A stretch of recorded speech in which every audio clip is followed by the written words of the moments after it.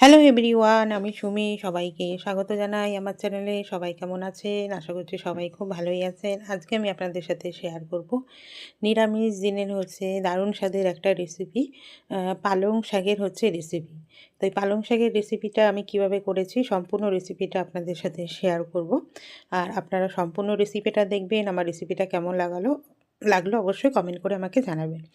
তার জন্য কী কী উপকরণ লাগবে দেখুন। আমি নিয়ে নিয়েছি পালং শাক, তার সাথে কালো জিরে, শুকনো লঙ্কা, কাঁচা লঙ্কা কুচি, আর এদিকে নিয়েছি বেগুন, আর এদিকে নিয়েছি মটরশুঁটি, আর নিয়েছি ছোট ছোট বড়ি। প্রথমে এবার কড়াইয়ের মধ্যে আমি দিয়ে দেবো সরষের তেল।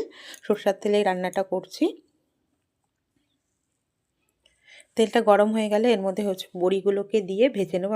আমার কাছে এই ছোটো ছোটো বড়িগুলো ছিল, আমি এই ছোটো বড়ি দিয়ে করেছি। আপনাদের কাছে যদি ছোটো বড়ি না থাকে বড় বড়িও কিন্তু ভেঙে ক্রাশ করে এভাবে করে নিতে পারেন। বড়িগুলোকে ভালো করে লাল লাল করে ভেজে তেলের থেকে তুলে নেব।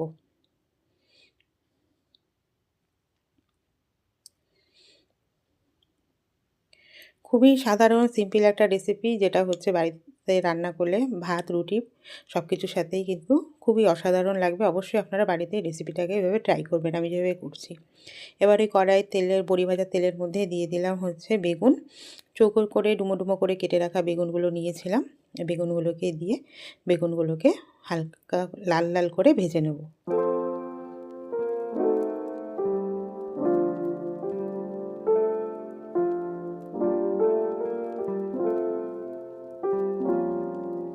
তার সাথে দিয়ে দিলাম পরিমাণ মতন লবণ।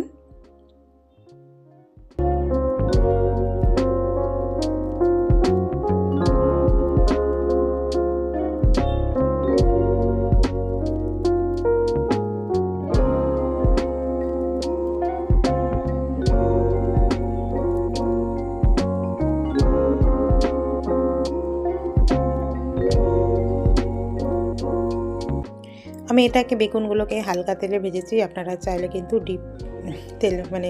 ডিপ ফ্রাইও করে নিতে পারেন, সেক্ষেত্রে কিন্তু টেস্টটা আরও ভালো আসবে। কিন্তু আমি এইভাবেই করেছি।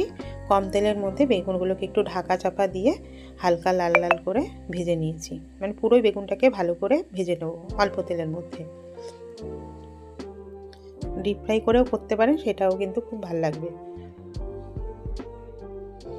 এবার বেগুনগুলো আমার লাল করে ভাজা হয়ে গেছে। এবার বেগুনগুলোকে আমি তুলে নিলাম। এবার ওই কড়াইয়ের মধ্যে আবার কিছুটা দিয়ে দেবো পরিমাণ মতন তেল।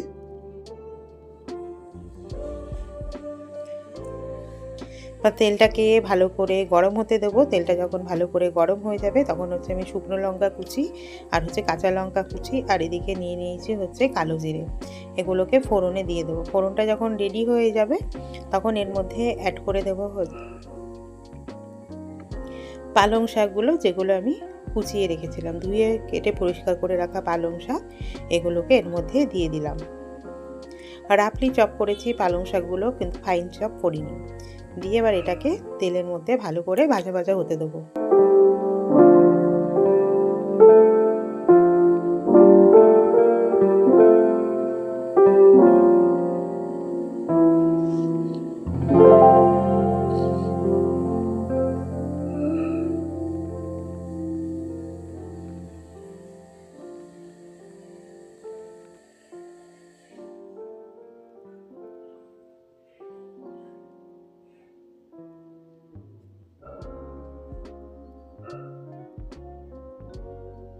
এবার এর মধ্যে দিয়ে দিলাম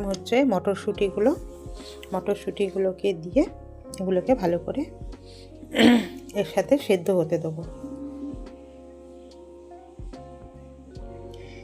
আমি বড়ি দিয়েছি, আপনারা চাইলে এর সাথে কিন্তু একটু বাদামও দিতে পারেন, সেটাও ভাল লাগবে। বা বড়ি বাদাম দুটোই একসাথে দেওয়া যায়, ভাল লাগবে। আর চাইলে কিন্তু একটু আলুও ভেজে দিতে পারেন। এবার শাকটাকে হালকা ভেজে নিয়ে তারপরে এবার লবণ দিয়ে দিলাম। লবণ দিলে শাকের থেকে জলটা বেরিয়ে যাবে, ওর জন্য প্রথমে লবণটা দিইনি। লবণটা একটু পরে অ্যাড করব, যাতে শাকটা হালকা ভাজা হয়ে গেলে তারপরে লবণটা দিলে জলটা বেরালে ভালো হবে। এবার দিয়ে দিলাম পরিমাণ মতন হলুদ দিয়ে এটাকে ভালো করে মিক্সড করে ভাজা ভাজা হতে দেবো।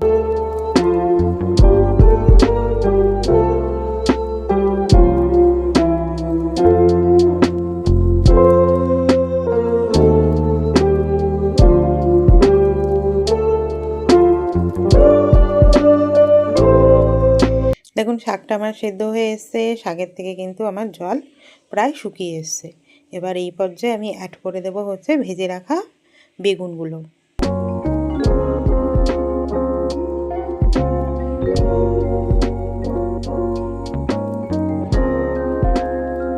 ভেজে রাখা বেগুনগুলোকে দিয়ে এটাকে ভালো করে মিক্স করে এর সাথে মিশিয়ে নেব।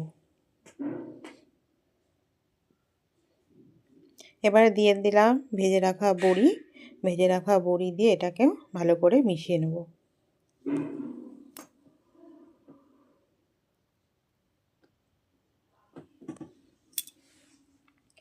আরও কিছুটা আমি এর মধ্যে মটরশুঁটি একটু অ্যাড করে দিয়েছি। দিয়ে মটরশুঁটিটা আপনারা আপনাদের প্রয়োজন অনুযায়ী দেবেন। দিয়ে এবার এটাকে ভালো করে ভাজা ভাজা হতে দেবো।